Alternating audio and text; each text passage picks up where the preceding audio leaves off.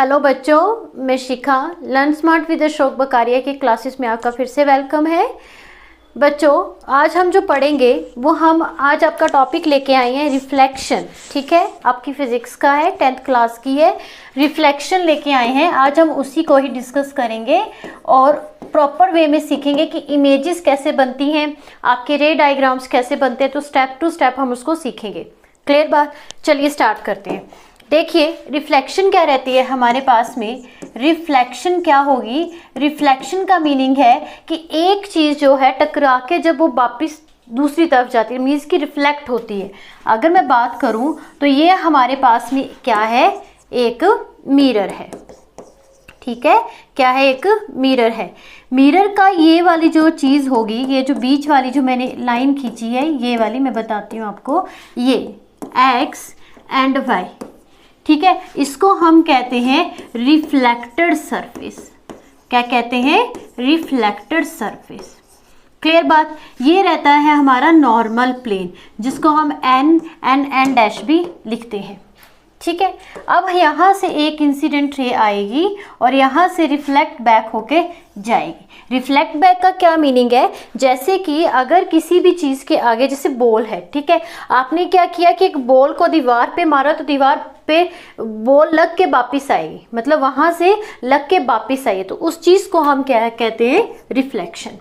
मतलब कि आपकी जो भी रे ऑफ लाइट है वो आपकी दीवार के दूसरी तरफ नहीं जा रही है, बल्कि वहीं से टकरा के क्या हो रही है? वापिस आ रही है, जिसको हम क्या कहते हैं? रिफ्लेक्शन कहते हैं। ठीक है, इसको हम कहते हैं रिफ्लेक्टेड सरफेस। क्या कहते हैं? रिफ्लेक्टेड सरफेस, जिसके ऊपर आपकी रे जो रहती है रिफ्लेक्ट होती है। ठीक है, अब देखिए, पहले यहाँ से यहाँ के बीच में इसको आप नाम दे दीजिए ए, और ए दे दीजिए ओ। ठीक है, और इसको ओ और यहाँ पे नाम दे दीजिए बी। ठीक है, यहाँ से क्या होगा कि एक रे आपकी जाएगी, एक रे आपकी जाएगी और यहाँ से रिफ्लेक्ट होके वो वापस चली जाएगी। क्लियर? तो इस चीज़ को हम क्या कहते हैं? इस चीज़ को हम कहते हैं ए से ओ क्या रहती है हमारी? Incident ray. क्या रहती है? Incident ray. क्लियर बात? और जो हमारी ओ से बी जो रहती है बच्चों, वो हमारी रहती है रिफ्लेक्टेड रे। क्या रहती है? Reflected ray. क्लियर? और यहाँ पे नॉर्मल और इंसिडेंट के बीच में जो एंगल बनता है उसको हम डिनोट करते हैं एंगल आई से, और इसको कहते हैं बच्चों इंसिडेंट एंगल। क्या कहते हैं? Incident angle.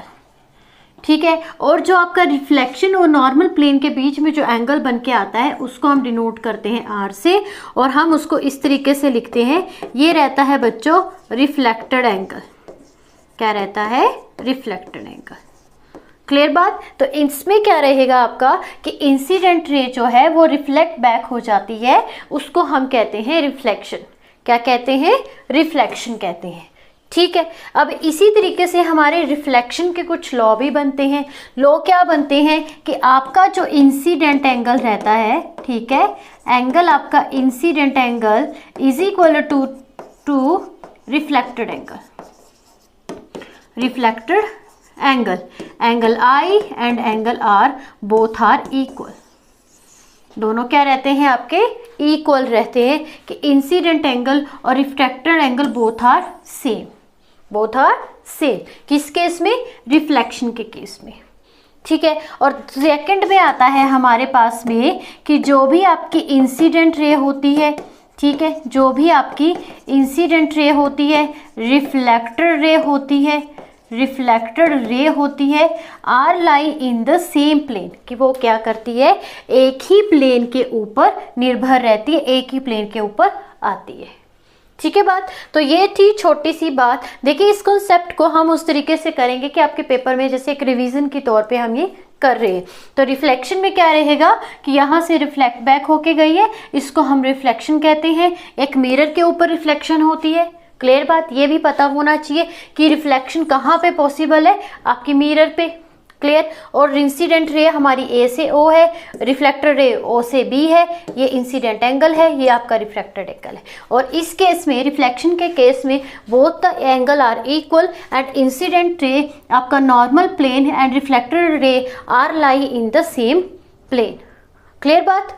चलिए, अब यहाँ तक हमें चल गया पता कि रिफ्लेक्शन क्या है और रिफ्रैक्शन क्या है। तो अब हम कुछ सीखेंगे आपका मिरर से रिलेटेड, ठीक है। तो सबसे पहले बच्चों हम एक स्फेरिकल मिरर ले लेते हैं, ठीक है। यहाँ पे मैंने पॉइंट कर दिया, तो इसको हम नाम देंगे सी।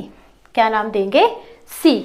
सी नाम देने के बाद में हमारे पास में यहाँ पर ये वाला जो हिस्सा रहेगा, जो इस तरफ हिस्सा रहेगा, इसको हम क्या कहेंगे? क्या कहेंगे बच्चों? Convex mirror. क्या कहेंगे इसको? मैं अलग अलग करके भी बताऊंगी, पहले आप इसमें थोड़ा सा देखिए। और इस वाले हिस्से को हम क्या कहते हैं? Concave mirror. क्या कहते हैं? कनकेव मिरर, ठीक है। चलिए बात पता। चलिए अब कंसीडर करते हैं हम आपका कनकेव मिरर। कनकेव मिरर को ही डिस्कस करेंगे आज हम। ये मैंने ले लिया बच्चों कनकेव मिरर। क्या है ये? Concave mirror.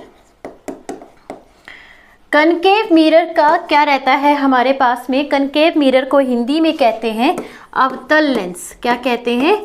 अवतल दर्पण। सॉरी, लेंस भी नहीं, अवतल दर्पण, ठीक। चलिए बात पता। बच्चों बीचों बीच हमारा क्या जाता है? Principal axis. इस लाइन को क्या कहते हैं हम? Principal axis. क्या कहते हैं? प्रिंसिपल एक्सिस कहते हैं, ठीक है। और यहाँ पे जो आपका सेंटर पॉइंट है आपके इस चीज़ का, मीन्स की कनकेव मिरर का ये जो सेंटर पॉइंट है, इसको हम कहते हैं pole and denoted as a P, ठीक है। अब यहाँ पे पीछे स्फेरिकल जब मैंने लिया था तो बीच में सेंटर मैंने सी लिखा था, तो यहाँ पे ये हमारा आएगा सी। इसको कहते हैं सेंटर ऑफ कर्वेचर। क्या कहते हैं सी को? Centre of curvature. Centre of curvature. And इसके और इसके बीच में बिल्कुल मिड में क्या आता है? एफ। एफ क्या है हमारे पास में? फोकस। एफ क्या है बच्चों? फोकस है, ठीक है। एफ क्या है? फोकस है। यहाँ तक बात पता चली। अब चलते हैं थोड़ा सा और आगे। हमारे पास में द डिस्टेंस बिटवीन क्या रहेगा? The distance between P and C. P and C के बीच के डिस्टेंस को हम क्या कहते हैं? आर। क्या कहते हैं बच्चों? R, denoted as a capital R, और उसको हम लिखते हैं आर। आर का क्या मीनिंग है? Radius of curvature. आर का क्या मीनिंग है? Radius of curvature. Radius of curvature, clear बात। और यहाँ पे द डिस्टेंस बिटवीन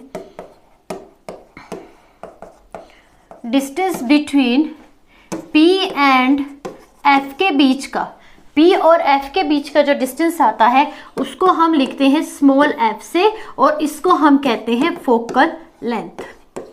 क्या कहते हैं बच्चों? Focal length. बात समझ में आई? ठीक है। यहाँ से यहाँ के डिस्टेंस को r, और आपका जो डिस्टेंस P और F के बीच में उसको हम कहते हैं F, और उसको मतलब कैप स्मॉल f से उसको डिनोट करते हैं, और उसका नाम है फोकल लेंथ। बात समझ में आ गई? ठीक है। ये तो चीज़ें आपको पता ही होनी चाहिए, क्योंकि तभी हम आगे चलेंगे। एक और इसमें चीज़ आती है अपर्चर। एक और चीज़ आती है इसमें अपर्चर। अपर्चर हमारे पास में क्या रहता है बच्चों? ये जो लेंथ है, मीन्स की आपकी लेंथ ऑफ रिफ्लेक्टेड सरफेस की, ठीक है। जो भी आपका रिफ्लेक्टेड सरफेस है उसकी टोटल लेंथ को, मतलब कि कितने एरिया में रिफ्लेक्शन होगी, कितनी लेंथ में रिफ्लेक्शन होगी, उसको हम क्या कहते हैं?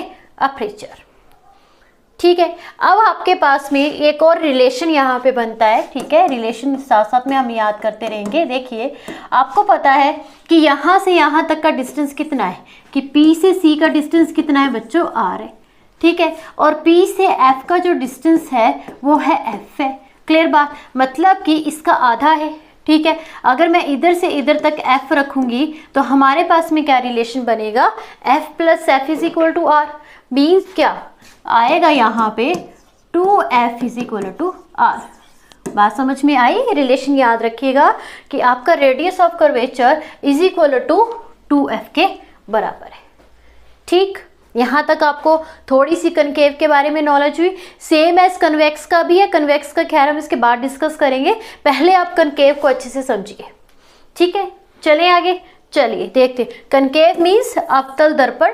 जो हिंदी और इंग्लिश मीडियम के बच्चे हैं, हिंदी मीडियम के जो बच्चे हैं, देखिए सी, एफ और पी ये सेम ऐसे ही रहेगा, आर भी आपका ऐसे ही रहेगा। बस आपको यहाँ पे अवतल दर्पण लिखना है। बाकी ये वाले जो चीज़ें हैं, जैसे यहाँ पे मैंने लिखा है रेडियस ऑफ कर्वेचर, ये आपको देखना क्या होता है, centre of curvature, focus, focus ही लिखा जाता है। ठीक है, चलिए अब ये तो हमने सीख लिया कि एक कनकेव मिरर के अंदर पोल किधर है, रेडियस ऑफ कर्वेचर किधर है, सेंटर ऑफ कर्वेचर किधर है, आपका फोकल लेंथ किधर है। ये सब डिस्कस करने के बाद पे अब हम सीखेंगे कि इमेजेस कैसे बनती हैं, कि आपके कनकेव मिरर के ऊपर इमेजेस कैसे फॉर्म्ड होती हैं।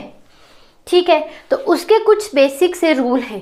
पहला रूल हमारा क्या रहता है, ये देखिए मैंने फिर से कनकेव बना लिया और इसके बीचों बीच एक प्रिंसिपल एक्सिस खींच दी और इसको नाम दे दिया P।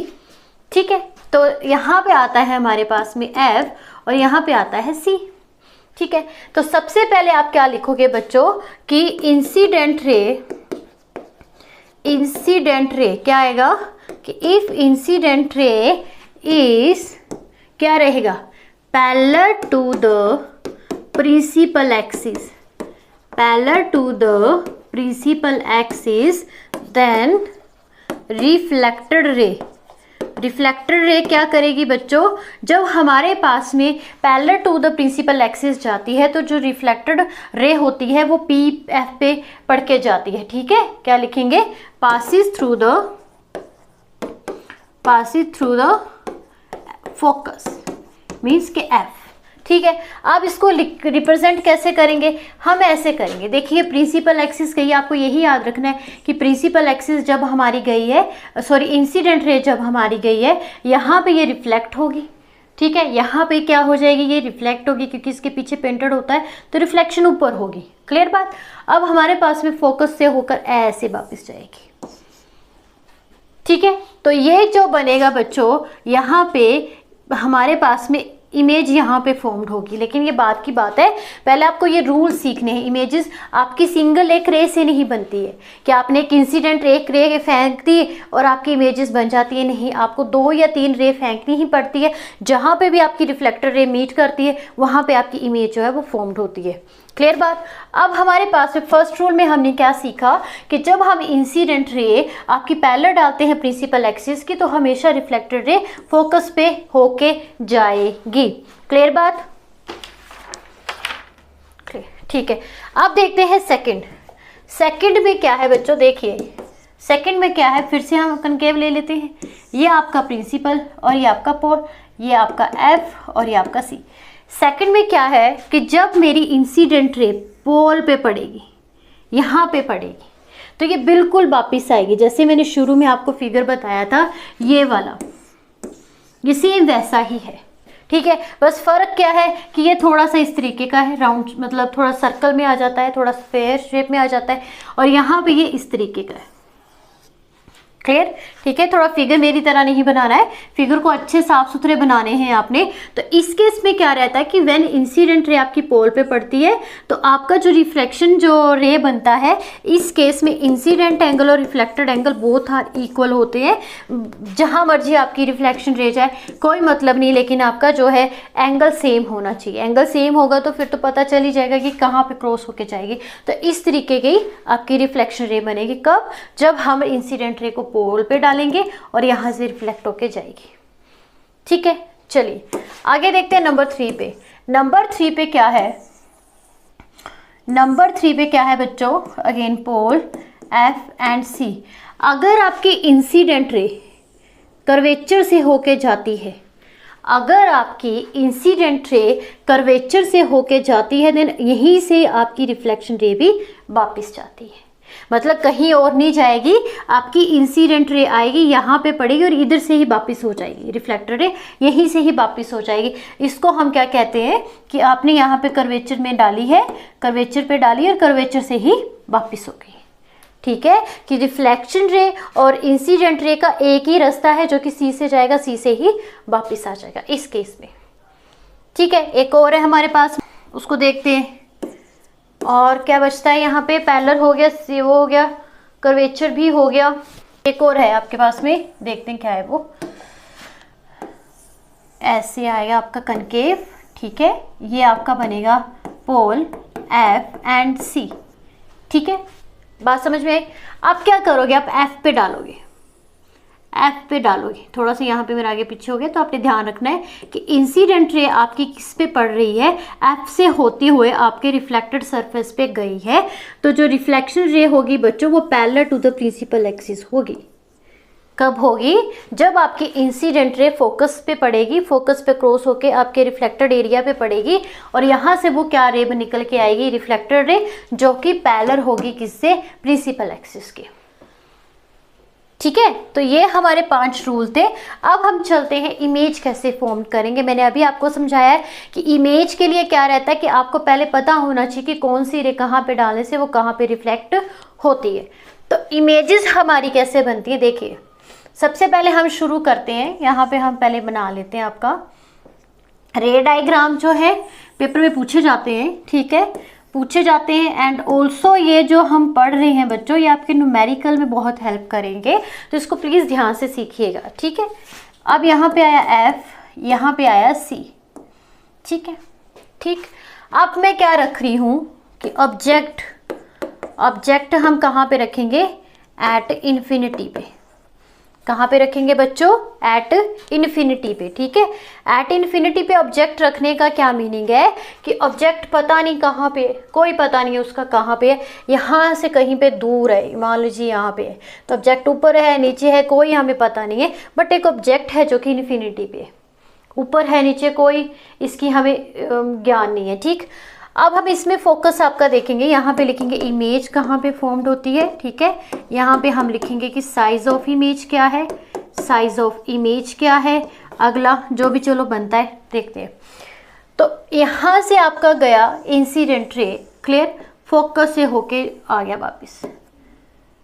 अब आपका जो ऑब्जेक्ट है एट इन्फिनिटी पे है, तो इसका कहीं से हमें कुछ नहीं पता है, तो हम दूसरी जो रे डालेंगे वो भी parallel to the principal axis ही डालेंगे, और ये फिर से आपकी कहाँ पे जाएगी, फोकस पे होके। कहाँ पे जाएगी बच्चों, फोकस पे होगे, तो आपकी जो इमेज फॉर्म्ड होगी यहाँ पे होगी। क्लियर बात। तो आप क्या लिखोगे कि आपका ऑब्जेक्ट जब इन्फिनिटी पे था तो इमेज फॉर्म्ड हुई है एट F पे, F के ऊपर फॉर्म्ड हुई है, एंड साइज ऑफ इमेज क्या है, पॉइंट साइज है, बहुत ही छोटा है, पॉइंट साइज है, बहुत ही छोटा है। ठीक है, पॉइंट साइज है, और उसके बाद में क्या आएगा, यहाँ पे आपका ये भी हो गया, पोजीशन भी होगी, नेचर। नेचर कैसा है, मोस्ट इंपॉर्टेंट आता है नेचर। नेचर कैसा है बच्चों, जब भी आपकी इमेज प्रिंसिपल एक्सिस के नीचे बनेगी और कनकेव मिरर के इस तरफ बनेगी, ठीक है, बैकवर्ड में बनेगी, तो वो क्या कहलाती है, आपकी real image and inverted. Inverted होती है और रियल होती है। ठीक है, मीन्स कि वास्तविक होती है आपकी, सही में है, असली इमेज है, वास्तविक है, और इन्वर्टेड मीन्स कि लाइन से नीचे। ठीक है, लाइन से नीचे और वास्तविक होती है। ठीक, चला पता कब, जब आपका ऑब्जेक्ट क्या था, एट इन्फिनिटी पे था। ये चीज़ याद रखना, क्योंकि मैंने आपको बार बार बोल दिया, अगर आपको रे डायग्राम नहीं आएंगे पर आपके न्यूमेरिकल में ये चीज़ आपको पूछी जाती है, तो ध्यान से समझिएगा। अगला देखते हैं। अब आता है हमारे पास में, अब आपने कर लिया इन्फिनिटी का। ठीक है, अब थोड़ा सा आगे देखते हैं इन्फिनिटी का। अब आपका ऑब्जेक्ट क्या है, बियॉन्ड द सी है। ठीक है, मीन्स की सी से थोड़ा सा दूर है, सी से थोड़ा सा परे है, यहाँ पे आपका ऑब्जेक्ट है, ये आपका ऑब्जेक्ट है। क्लियर। अब आप क्या करोगे, एक ऑब्जेक्ट यहाँ पे डालोगे इमेज, और यहाँ से ये बैक हो जाएगा। ठीक है, लेकिन एक रे से तो बात नहीं ना बनेगी। अगर मैं बात करूँ तो एक रे से आपकी बात नहीं बनेगी, एक रे से आपकी बात नहीं बनेगी।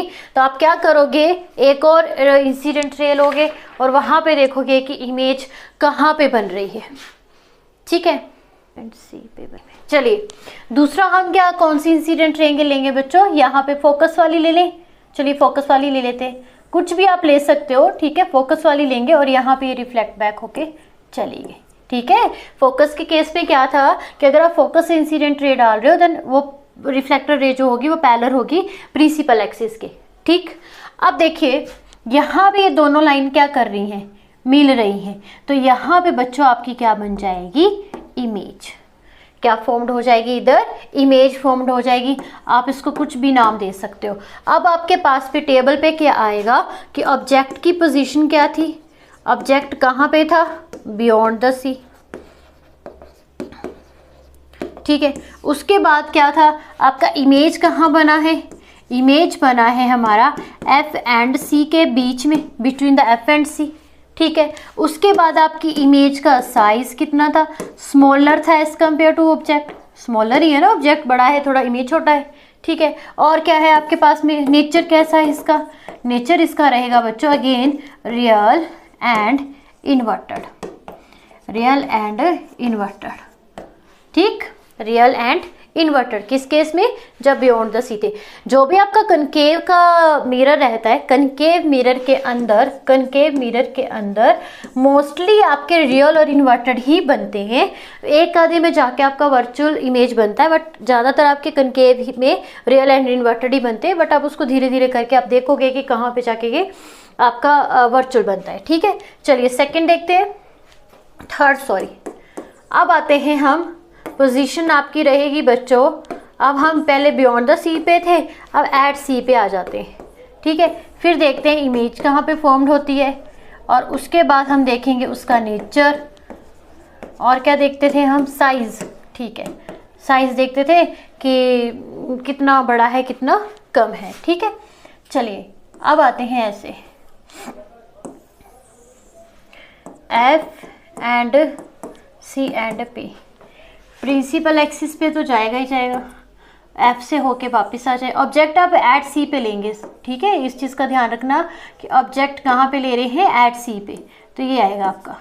दूसरा हम क्या ले सकते हैं बच्चों, देखिए ज़रा, दूसरा हम क्या लेंगे, वही एफ से होके जाएगा और इधर से आपका वापिस होके जाएगा, तो ये यहाँ पे मिला है, थोड़ी सी नंबरिंग में आगे पीछे हो जाएगा। आप देखोगे तो मैंने इक्वल डिस्टेंस नहीं लिया है, पर जो इसकी इमेज फॉर्म्ड होती है बच्चों वो भी एट सी पे ही होती है, ठीक है। इमेज कहाँ पे बनती है, जब हम आपका सी पे ऑब्जेक्ट रखते हैं तो सी के ऊपर ही इमेज बनती है, ठीक है।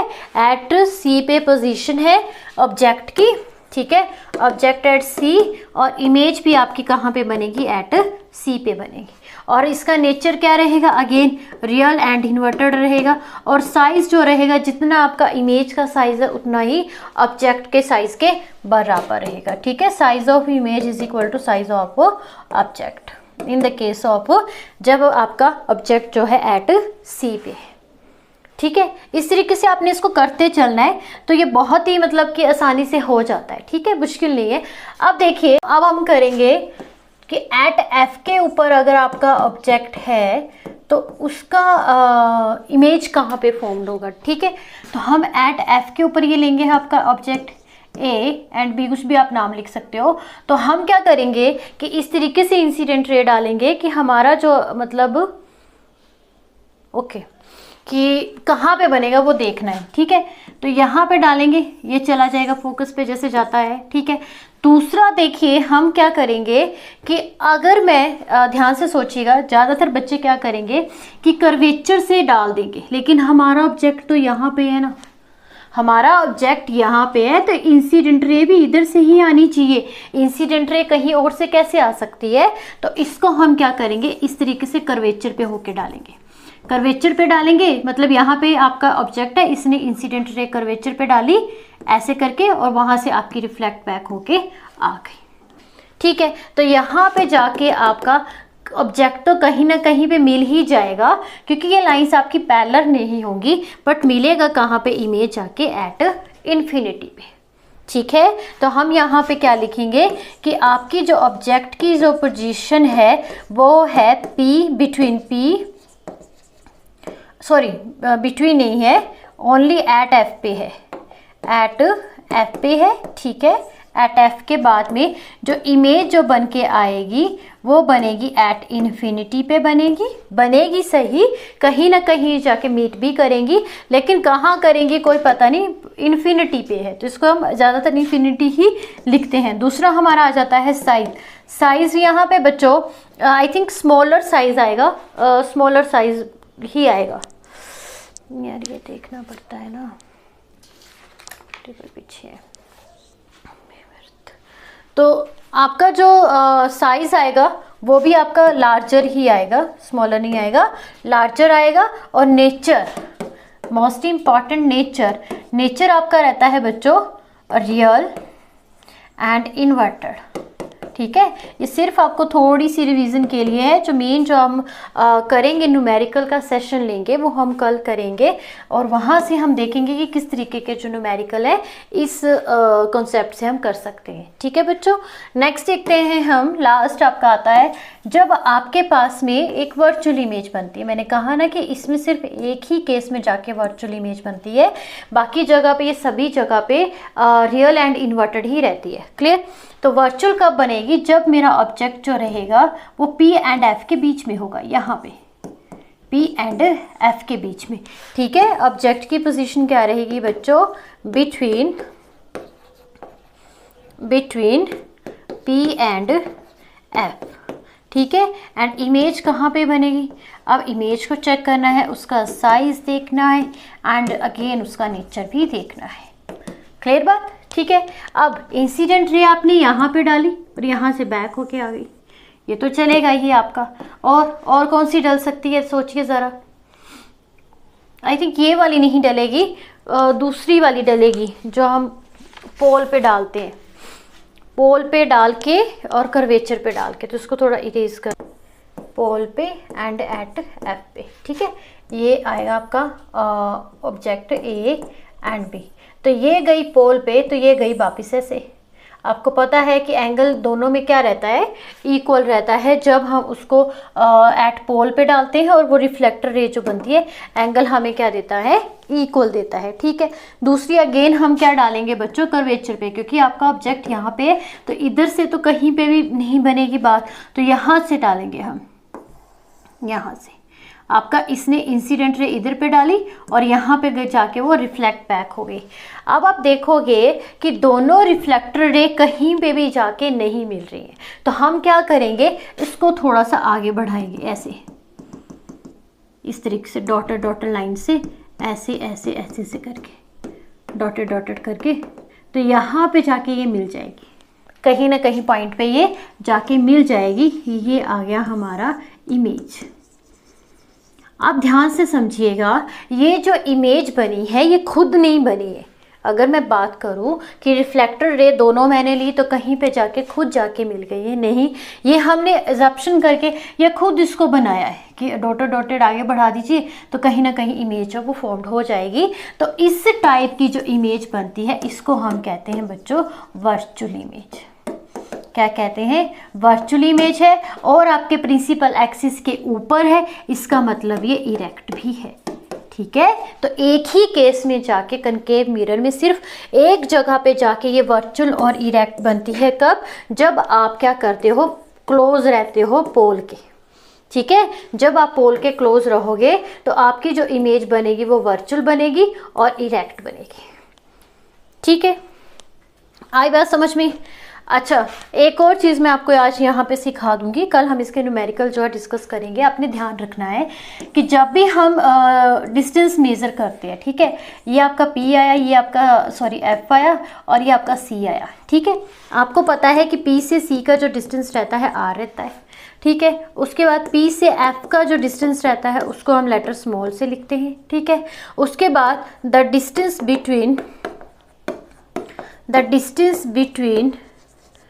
Distance between pole and object, pole और ऑब्जेक्ट के बीच के डिस्टेंस को हम क्या कहते हैं? U। ठीक है, and distance between pole and image और पोल के बीच के डिस्टेंस को डिनोट करते हैं B से, स्मॉल लेटर V से। ठीक है, अब हमारे पास में आता है साइन ऑफ कन्वेंशन की साइन हम कैसे इंडिकेट करते हैं। तो आपने सिंपल सी एक चीज़ याद रखनी है कि जब मेरी इंसिडेंट रे इस तरफ जा रही है, सपोज करिए इस तरफ जा रही है और वो आगे ही चलती जा रही है, मतलब कि इंसिडेंट रे के फॉरवर्ड की तरफ ही जाती रही है, तब हम क्या करेंगे?